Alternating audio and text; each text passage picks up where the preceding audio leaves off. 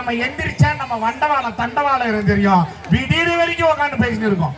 அதனால பெண்கள் பேசும்போது ஒட்டு கேட்கற நினைச்சீங்களா? கை தட்டுங்க. நான் மானஸ்தன், தயவு செய்து எனக்காக. ஒட்டு கேட்க மாட்டேன் நானு, கொஞ்சம் ஓரமா நின்று கேட்பேன்.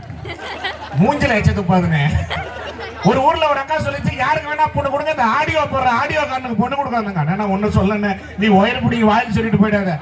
ஏன் ஆடியோக்காரருக்கு பொண்ணு கொடுக்கலாம் நான் கேட்டேன். அட போ தம்பி, சமைச்சு தட்டுல சாப்பாடு போட்டு போய் கொடுத்தா இந்த டெஸ்ட் மாதிரி ஒண்ணு வச்சுக்கிட்டு சப்ளை பத்தல அவனுக்கு பொண்ணு கொடுக்காதாங்க.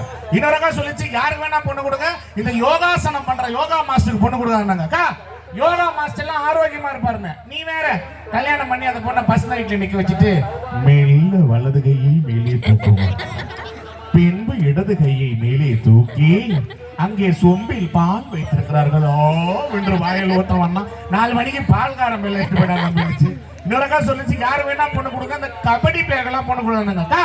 கபடி பேர்லாம் வாட்டு சட்டமா இருப்பாருன்னு, எல்லாம் வாட்டு சட்டமா தான் வர்றான், தொட்டுட்டு ஓடிடாண்டா அப்படின்னு. இப்போ வாழ்க்கையில எல்லா சூழ்நிலையிலும் பிரச்சனைகள் இருக்கதான் செய்யும். பிரச்சனை இல்லாத மனிதனே இல்லை. ஆனால் இருக்கிற நேரத்தை சந்தோஷமாக நாம் பயன்படுத்திக்கணும்.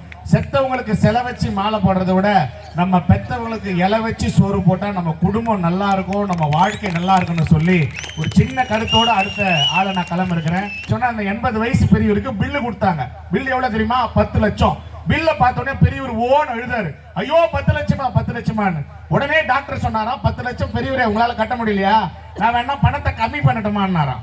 பெரியவர் உடனே சிரிச்சுக்கிட்டே சொன்னாராம், டேய் 10 லட்சம் ரூபாய் இல்லடா, 10 கோடினா கூட நான் இப்பவே கட்டுவேன். ஏன், உன் ஆஸ்பத்திரியே விலை கொடுத்து வாங்குற அளவுக்கு என்கிட்ட பணம் இருக்கு. ஆனா நான் ஏன் தெரியுமா அழுத, 80 வயசு வரைக்கும் இந்த இதயத்தை சரியா இயக்கிறதுக்கு அந்த ஆண்டவன் என்கிட்ட 1 ரூபாய் கூட கேட்கல. வெறும் 15 நிமிஷம் இந்த இதயத்தை எடுத்து அதை மாத்தி வைக்க நீ 10 லட்சம் ரூபாய் பணம் கேட்கறிய, இதை நினைச்சு தாண்டா நான் அழுவுறேன்னு சொன்னான்னா, யார் அந்த ஆண்டவன் கேட்டா, அல்லாவோ இயேசுவோ முருகனோ நாம் காணாத கடவுளா வணங்குறோம். நம்மை பெற்றெடுத்த அப்பாவும் அம்மாவும் தான் காண்கின்ற கடவுள்கள். அந்த கடவுளை வணங்கினால் போதும், வாழ்க்கையில பல உயரங்களை அடையலாம்னு சொல்லி எங்களுடைய குழுவோடு விஜய் டிவி கலக்க போவது யாருல இருந்து நம்முடைய ராமரண்ணா வந்திருக்கிறாரு, அறந்தாங்கி நிஷா வந்திருக்காங்க. தமிழ்நாட்டினுடைய முதல் பெண் மேஜிக் ஒரு சாதனையாளர்னு சொன்னா தமிழ்நாட்டிலேயே ஃபர்ஸ்ட் இவங்க தான் மேஜிக் கத்துக்கிட்டாங்க. அப்படி ஏன்னா